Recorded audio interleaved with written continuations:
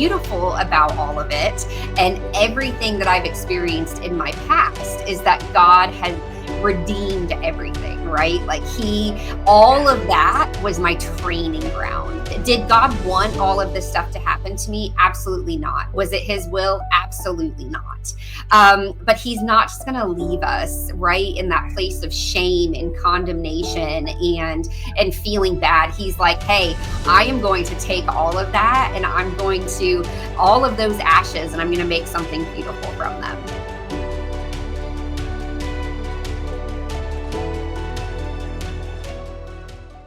Hi, Kelsey. Thank you so much for being here today. Hey, thank you so much for having me. It is such an honor to meet you. So I started following you on Facebook, I'd say maybe a year ago. And I am just so blown away by your ministry, by your testimony. And I am just so excited for the audience to hear all about what God is doing in your life and what God has done in your life. So just, take it away. Feel free to share whatever, God leads you to share. I'm just so excited. You have so much to share with everyone. So I'll just let you kind of take it away. Oh, wow. Been following me for a year. I feel super honored. Oh, thank you. That's amazing. So yeah, God's good. He is so good. And that's all him, right? Like all of this, like it's all him. Truly just a miracle, just a miracle. So just so you guys know, I'm Kelsey Decker. I'm the founder of Morning Glory Ministries, and we are a survivor-led evangelistic ministry nonprofit that fights sexual exploitation with the gospel of Jesus Christ. So we go into the highways and byways and just, we really take the church out into the streets and out into strip clubs and brothels and anywhere that women are being sexually exploited. And we just offer them the hope and love of Jesus. And, we are basically, the ministry has been founded on my own personal testimony. And as we know in Revelation, that there is just so much power. We overcome by the blood of the Lamb and the word of our testimonies. So one of the things the Lord, the first commission, before I even knew what that word was, the first thing he really ever told me to do was to never stop testifying. And so that's when, and it was like a word. It was like, never stop testifying. And so, there's times even when I don't want to, and like this, I feel like this is so important for people to hear, is that I don't always want to do this, right? Like it's not always like an easy thing. Although I've been on by the grace of God, done like dozens and dozens and dozens of podcasts over the past couple of years and shared in churches, and I go all over sharing my testimony. But like, it's still like you have to like give God your yes every single time, right? Every single time. Yes. And so anytime that I, even going out for outreach or going out to evangelism, like I think we all look at people on social media or we look at things, we're like, it's so easy for them. It's so easy for them. And it's like, no.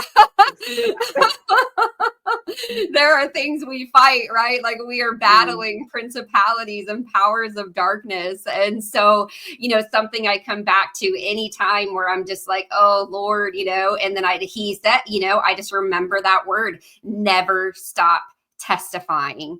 And you'll see throughout my testimony that my moment of salvation, it never came through somebody sharing the gospel with me. It never came actually, even really through a person, but it came from just the holy fear of the Lord came upon me. And so it's like the fear of the Lord, again, that's what, I feel like that's what propels me forward. Like I never want to be outside, right, of him, because I lived in such darkness, like that depth of darkness for so long. I got saved at 40 years old. I'm 43 now. And I knew that darkness to just no end and never want to go back there ever. So when you say that level of darkness, like what was that? What did you experience? Because I think, like you said, we battle not against flesh and blood. And even as Christians, even like myself, I battle that as far as spiritual warfare is concerned. And so being on the other side of that, where you're not, maybe serving the Lord, what was that like? Like, what was that experience like for you? Yeah, well, first, like we have to understand as Christians, like some people they don't even have a concept of God. They don't even have a concept of Jesus. They've never, even opened a Bible. They don't even maybe know what a Bible is. And so for me, like Jesus, the Bible, God, like all of that was very offensive. Like, and it was a joke. It was a literal joke for me. And so we have to remember, once we are saved, or those that grew up in the church have to know, like, that, the world does not know Jesus. They truly, truly do not. And so for me, although I didn't know Jesus, I knew the spiritual realm. And so that was, from day one, my parents were actually involved in the Christian Science church. And so that's basically it leans to the New Age metaphysical movement of a really kind of warped doctrine, around Jesus and the Bible. But I don't remember, I was very young at that time. But basically grew up with these New Age beliefs. And so again, I didn't call it New Age. I didn't learn that, term until, I was well in my 30s. And I'm like, well, that was just my life. Like, that's just all I ever knew. Like, I grew up going to psychics and getting tarot card readings and angel card readings and studying astrology and teaching my friends. We would read our horoscopes in the newspaper back when we still read newspapers. And, that was how I grew up. And so again, that was it. And so all of that very quickly, like, I feel like the New Age can then just spills over into witchcraft. It spills over into occult practices. And, I just became this basically melting pot of every single type of practice and, Eastern things as well. And just beliefs and ideologies. But mixed in all of that, there's this kind of like air of like everything's all love and light. Like, that's what I was raised to believe. Like, just to really, if you can just be a good person and just be constantly improving yourself. And the thing is it's all about us. Like, all of those practices are about us, in like us ascending to like, and I'll get deeper into ascension in a bit, but ascending to these higher planes, these higher levels, even enlightenment. Like, that was my goal. Like, most of my life, that's what I was taught that the goal should be, is to completely overcome self. But we were trying to overcome self through self. And that doesn't work. No. Like, that doesn't work. And so a lot of, even though it was all this light on the surface, underneath there was a lot of darkness. And so this darkness played out with like abuse in my family. I was sexually abused as a child. Then my parents got divorced when I was 7, and I blamed myself for that. I thought that was my fault, like that our whole family fell apart because of me. And it just, like, all these things just started to just kind of cave in on each other at a very, very young age, cave in on me.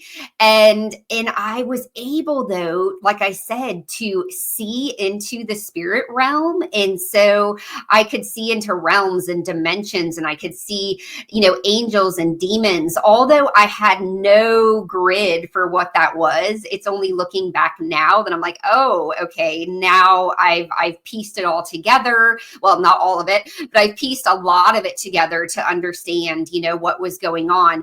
So all that to say, even after coming to Christ, like, it was a very easy transition as far as like the Holy Spirit, right? Like, I've never been on my walk with Jesus and with God without knowing him as anything other than just completely wild and supernatural. Like, that's That's it. awesome.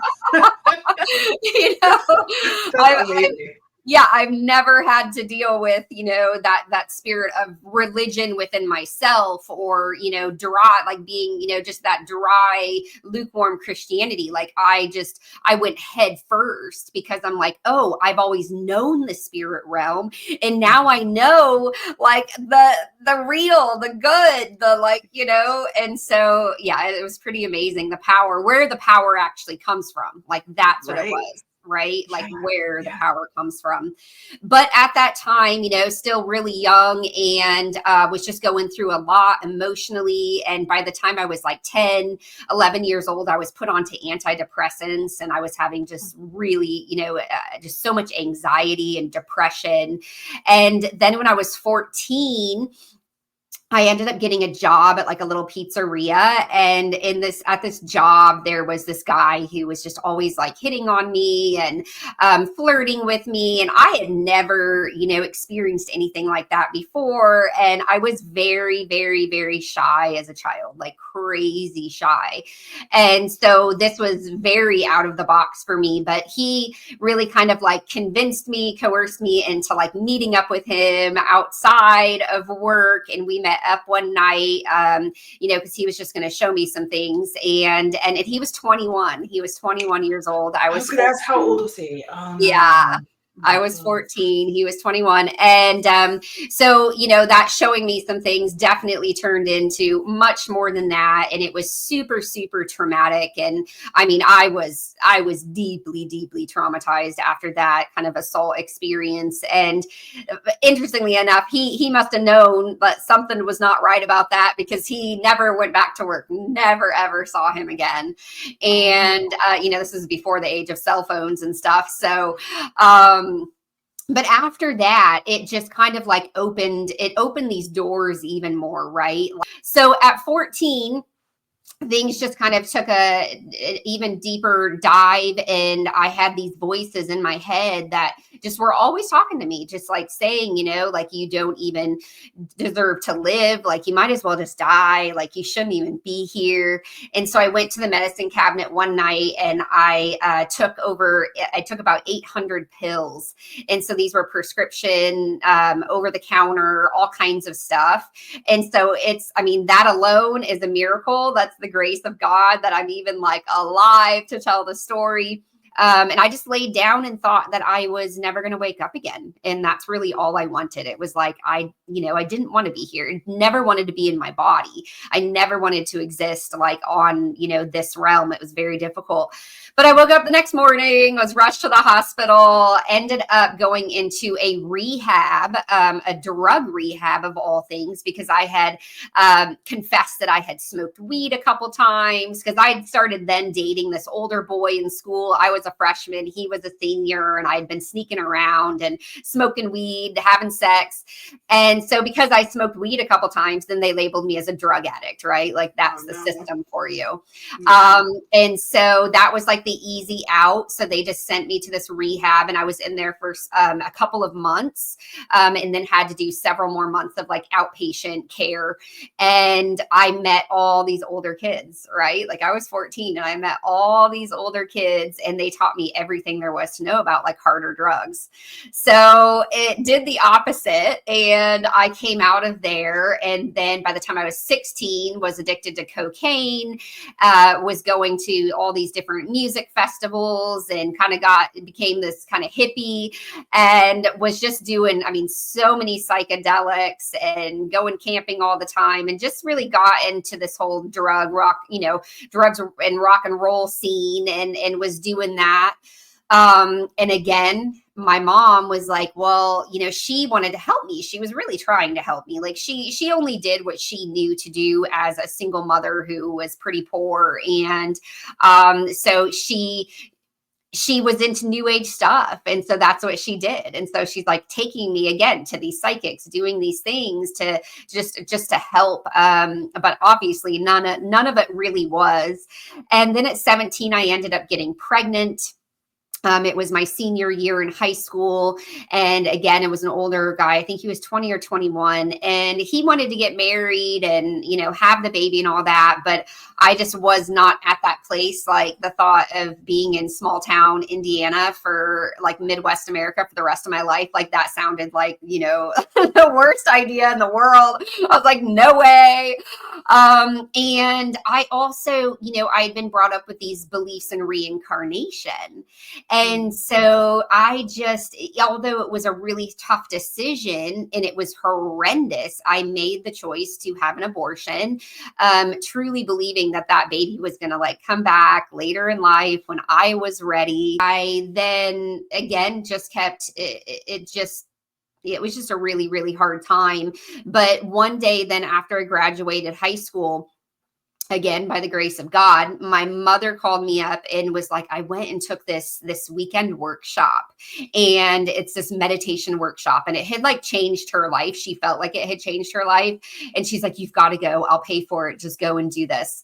And so I had already moved out of my mother's house before I even graduated high school. I was working full time. I was going to school. But I was like, okay, I'll go and I'll do this weekend workshop. So I went, and some interesting things happened that weekend. And this kind of starts the next chapter of my life. I feel like I've lived like 9 lives throughout the story. I say that all the time. So this next chapter 2, is the Ishiah's Ascension. And that was the group that they were called the Ishiahs. And the goal was to ascend. It was to ascend beyond self, ascend beyond the limiting beliefs, ascend beyond your mind. And so once again, even in the Christian Science movement, as a very small child, that's what the beliefs are. Like if you can just overcome your mind, that the hell, everything you're going through only exists in your mind. So if you can just overcome that, then you'll be okay, and you'll reach this higher state of consciousness. So that's what I attempted to do. And that weekend, I did learn this form of meditation. And I started having visions. That's when like my vision life really kicked in. I'm a visionary. I have tons of visions all the time. And that weekend is when I remember really, really kicking in. And I saw myself. I think it was clearly false at that time. The devil trying to get in again, but I saw myself as one of these teachers because they were amazing. Like when I had walked into this place, they looked like angels to me. They were wearing all white. The woman had this long blonde hair. I mean, it was like, ooh, who are these people? And they went by Sanskrit names. And so I was like, I want to become one of these teachers. And so I left that weekend and I made a vow in the car to myself. I remember clear as day. And I just was like, I'm never going to touch another drug ever again. And so I got myself into Narcotics Anonymous. I was 18 still, got myself, was going to Narcotics Anonymous, going to all the meetings, getting myself clean. And, but we substitute one addiction for another. So I was sleeping around and, with these guys that are like at the NA meetings. I enrolled to become an apprentice at this property in North Carolina where I wanted to train to become this meditation teacher. So a year later, I was still 18. So it must have been under a year later. I went to North Carolina. I sold everything, moved out of my apartment, and went to North Carolina to take this training. And so I was an apprentice, which meant that like I was working, right, like on the property in exchange for the very, very pricey training. I then took a Sanskrit name was given to me, and I started wearing all white. And so my time in North Carolina was pretty short, maybe about a year, until I heard of another group that was up in Canada and moved up there and was up there for 5 years. So in total, I was with the Ishiahs for 8 years, from 18 to 26. And so during that time, I was basically, most of that time, I was living on the side of a mountain in northern British Columbia. I wore only white for 8 years. I went by that Sanskrit name, Sri Lakshmi. We did Sanskrit puja ceremonies like every single night, and we're just basically doing yoga, all kinds of things. And it was through the different people in that were coming, because it was a big international organization and people would come from all over the world. And this is when my like desire for like travel and, you know, my passion for that really kicked in, because I met people from everywhere. I had never even knew New Zealand existed until like I met all these people from New Zealand, right? And England and just all of this. And but people had different walks of life, and so they were bringing their own things, right? And so I learned Reiki, how to do Reiki energy therapy. I learned and through the meditation I started having like these Kundalini experiences. I started having I was introduced by one man that I dated, was with for a period of time. I was introduced to blood magic and what, you know, that entails. So there was a lot of stuff. Like I practiced over like 150 types of, you know, just like I said, witchcraft, new age, occult things. Most of what's out there, I've done it. So it was with them, but things started to kind of like raise some red flags, like as far as like I was being placed into relationships, and I was starting to notice that even though I was meditating and going through all these things, like all I was really doing was stuffing everything from my childhood. Like I wasn't really dealing with any of it. And I was deeply traumatized. And even from the abortion, I was going through a lot of emotions around that. And I was just told like I wasn't meditating properly. Like I just wasn't doing it right. And so I just had to block out those thoughts. And so for my whole life, it was like I was a ticking time bomb. And I would like, I felt like I was just completely crazy because I had all this stuff that I was just pushing down, ready to explode at any moment. And there were times I did explode. And then it's just like, oh, well, now you're really, really not doing it right, you know? And so like having any sort of emotions was just pretty frowned upon. And I'm a pretty emotional person. So it just didn't really mesh well. But my teachers then started placing me, because I took vows. I had these gurus, teachers. I took lifetime vows to them multiple times. I've had to go through since being saved, and I've had to break all of that. It took months. That was not just a one-time, one and done type of situation. And so I feel like really I need to like sit there for a minute. I feel like somebody needs to hear that, because, you know, there's so much around that people are like, oh, well, you get saved, and so everything's just gone. And it's like, no, we have to be proactive. And that first year, 2 years, I mean, gosh, it's only been over 3 years since I've been saved. I mean, and I'm still going through inner healing, right? Like there's still stuff I go through. But though that particular time, like when you've taken vows, like that is a very serious thing. Even the vows we take to the Lord, like those are very serious. Any vow that you make to the Lord, you cannot take it lightly. And so there was a lot I had to do, even with the blood magic rituals. But the Lord is so good, and he's so merciful. And he like takes us on these journeys, like even the healing journeys.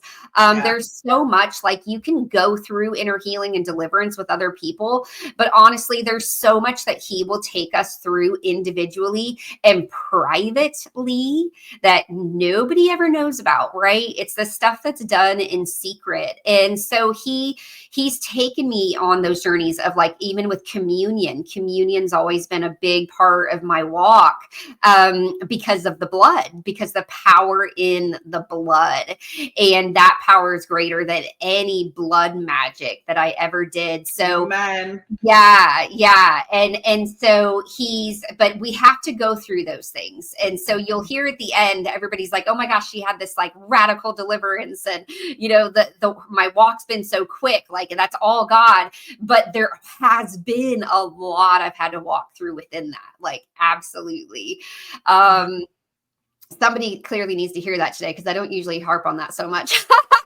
Thank you for sharing that part, though, because it definitely, I mean, it's can be scary. I mean, like you said, it's so serious. You're taking a vow, and it's like, well, how was that vow broken? I'm sure somebody was wondering. I've done that before. Or somebody's probably thinking, I've done that before, and what is there hope for me? And I think that you just gave them hope and just pointed them to Jesus. So I appreciate you sharing that. Yeah, amen. Yeah. And he will, like, and just ask him, right? Like, just ask him, what do I need to do to break this off? What do I need to do? This is still kind of like haunting me. I can feel that there's even like those soul ties or whatever, right? Like with the woman I had taken the vows to, I mean, it was pretty intense, like what I had to do to completely cut that off.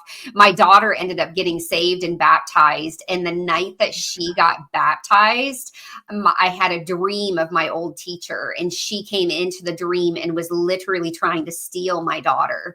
And so it was like, after that, it was a war. I was like, like it was war after that. I was like, like, no way.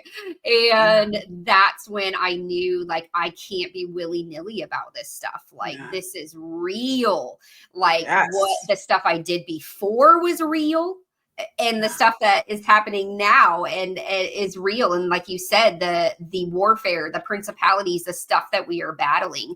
But what's beautiful about all of it and everything that I've experienced in my past is that God has redeemed everything, right? Like all of that was my training ground. It was the training ground. Did God want all of this stuff to happen to me? Absolutely not. Was it his will? Absolutely not.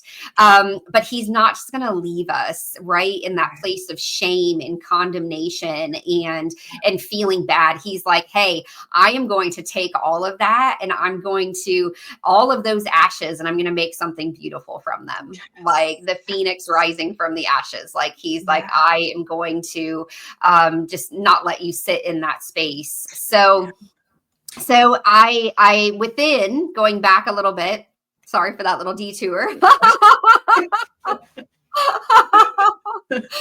But going back, when I was within that organization, then my teachers, that's what it was. They started placing me into these relationships. And so it was like, hey, you're going to be with so-and-so now.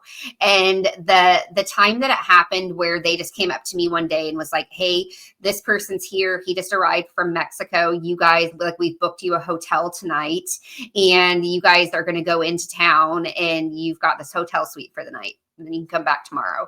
And I was just like, what is happening? Like, that was the part where, like, things really, red flags were being raised amongst many, many others. Someday I'll come out with my whole story of being in a cult. And it took me nearly 10 years after leaving to even have the realization that I was in a cult. But that's exactly what it was. Very controlled, a lot of spiritual abuse, psychological abuse, just on every level, even financial. I mean, we weren't allowed to have money. Like, we were completely dependent on these people. We were told to, even when we did go out and teach weekend workshops, we had to tithe 10%, right, back to the teachers. And then it was to pay for the centers that we were living in. And I planted meditation centers like all over Canada with other teachers and down in San Diego. So these red flags were being raised, and I just begged them, like, not to make me be with this person. And they were like, oh, you're just going to learn to love him. And so after we got sent then down to San Diego to start a center there, I realized kind of why, or looking back, maybe I realized why it was like all political, everything they did. And it was so that they could send us down into Mexico because he spoke Spanish, and to be able to plant these centers in Mexico and lead all these people basically to this meditation practice in Mexico. And they were like more wealthy people down there. So while I was out there, I had all these realizations, and I was just done. So I asked if I could leave. Of course, I was told no. And I finally got the courage, and I left after 8 years and came back to Indiana. So after that, again, what did I do? I just stuffed everything down again. Like I didn't really talk about it, although I did continue to go by my Sanskrit name for a long time. It was just my identity. I had given up my identity. Like I didn't know Kelsey. And so I had to finally return back to her. But Kelsey just represented hurt for me. Like that's all she represented, like just a broken person. And so, but when I came back to her, I didn't start doing the drugs again, but I started going out and drinking, and I'd been very secluded and isolated for 8 years. And so here I was back in the world. And so I was just like partying, doing all this stuff. And very quickly, about a year later, got pregnant and ended up having my daughter and marrying her dad. But again, it was just, and I thought she was my reincarnated baby, by the way, which I now know is not true. But I